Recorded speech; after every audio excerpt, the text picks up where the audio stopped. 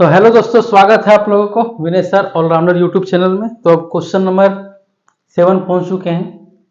ठीक है, जो चैप्टर का नाम है रासायनिक अभिक्रियाएं एवं समीकरण, अभ्यास का प्रश्न है क्वेश्चन नंबर 7। निम्न अभिक्रियाओं के लिए संतुलित रासायनिक समीकरण लिखें। ये सब समीकरण इसमें भी लिखा हुआ है, ठीक है, लेकिन इसका रासायनिक समीकरण लिखना है।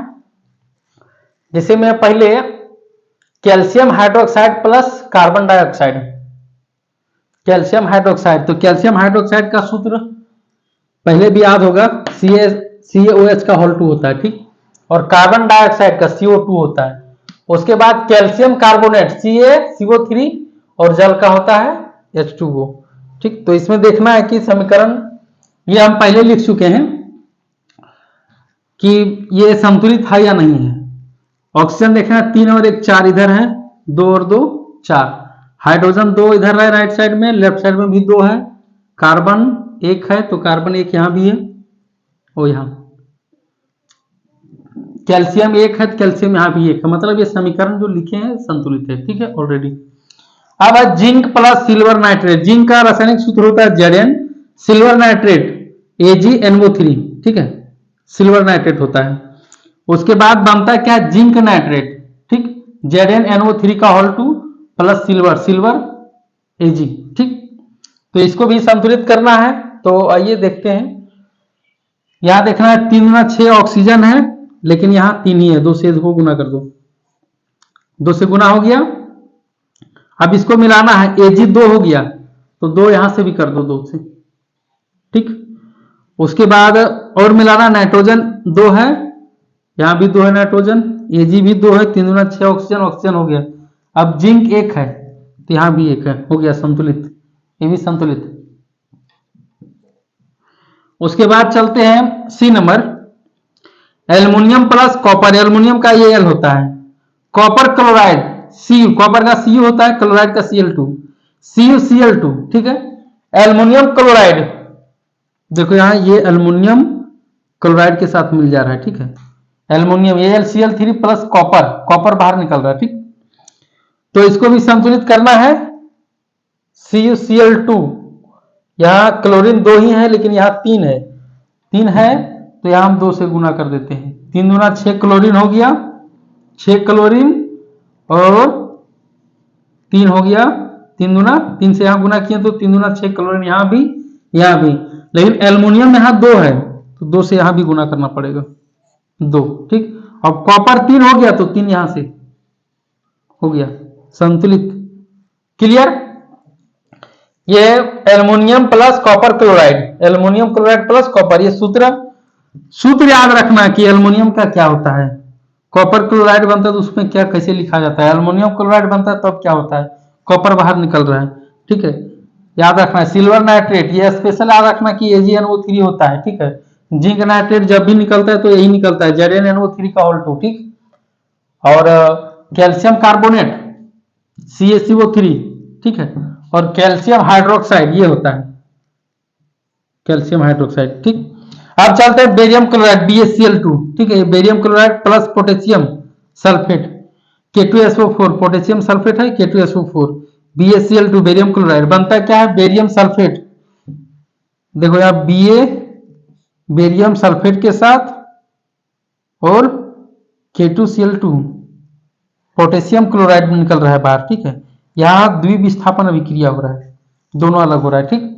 तो यहां भी मिलाते हैं, ऑक्सीजन हो गया 4, यहां भी 4 है, सल्फर है 1 तो यहां भी 1 है, बेरियम है 1 तो बेरियम भी यहां 1 है, Cl2 यहां है, ठीक है, 2 है Cl, यहां भी K2 है, तो ये 2 है, 2 करके 2 से गुना कर दे रहे हैं, 2KCl, 2 सारा हो गया, बाकी तो पहले से है। बेरियम 1 यहां भी 1, ऑक्सीजन 4 यहां भी 4, सल्फर 1 तो सल्फर 1 यहां भी, K2 और Cl2 ये दोनों जो है,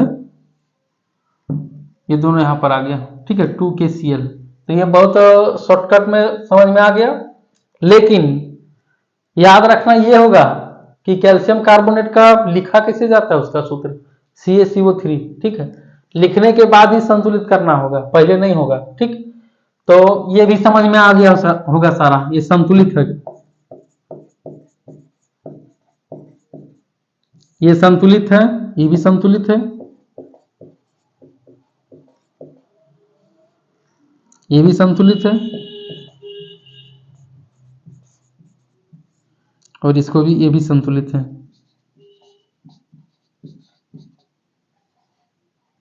ये सारा संतुलित कर दिए, ठीक है। लेकिन कंकाली समीकरण वैसे था लिखा हुआ, हम वैसे लिखे थे, लेकिन फिर बाद में इसको संतुलित कर दिए। तो जिंक को कैसे लिखा जाता है, सिल्वर नाइट्रेट को कैसे लिखा जाता है, AgNO3, ये सब सारा जानना जरूरी है। कैल्शियम कार्बोनेट का सूत्र क्या होता है, ये सारा चैप्टर में दिया हुआ है। अगर एक एक करके जानकारी प्राप्त करेगा तो हो जाएगा। एल्युमिनियम क्लोराइड क्या है, AlCl3, बाकी फिर तो संतुलित करना ही है, कैसे कैसे बनता है। और ये भी ध्यान देना होगा, ये भी ध्यान देना होगा यहाँ पर कि लिखाता कैसे है, ठीक है, कैसे लिखाता है और क्या क्या बनेगा, ये भी जानकारी होना है जरूरी।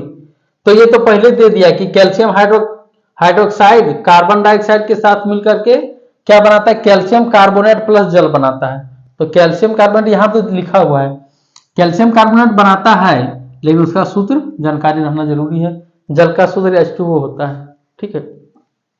बाकी सारा समझ में आ गया होगा। तो जाते जाते एक लाइक, शेयर, और अगर अच्छा लगे तो कमेंट में भी कमेंट कर सकते हैं, अच्छी अच्छी कमेंट, ठीक है। तो थैंक यू आप लोगों को, आप लोगों का दिन शुभ हो। तो लगे रहिए आप लोग क्लास 10 सेशन 25-26, ठीक है, क्लास 10, और अपना काम सारा मेहनत करते रहिए। उम्मीद है हमें कि 90+% आएगा, अगर जिसके हिसाब से हम बोल रहे हैं उसके हिसाब से अगर मेहनत करोगे तब। मैथ का सारा सॉल्यूशन डाला हुआ है, जितना हम किए उतना ही कर लो, जितना चैनल में डाला हुआ अगर उतना कर लिया ना, तो ये तो गारंटी कि 90+% आएगा, गारंटी है मैथ में। बाकी साइंस का लेके चल रहे हैं, और वो भी और भी सब्जेक्ट है, और जैसे मैथ और साइंस ही नहीं, इंग्लिश भी है, हिंदी है, और सोशल साइंस। तो सोशल साइंस में क्या है, सोशल साइंस क्लास 10 का उम्मीद नहीं है कि आज मेरे ख्याल से आज 8-10 साल से लगभग, मतलब ये क्वेश्चन जो सोशल साइंस का पूछ रहा है, ये जो क्लास 10 का जो है सोशल साइंस, वो बुक से कम ही मिलता है, ठीक है। क्वेश्चन रहता कहाँ से है, क्लास 5 से दे दिया, 6, 7, 8, 9 सारा मिला जुला के भर देता है।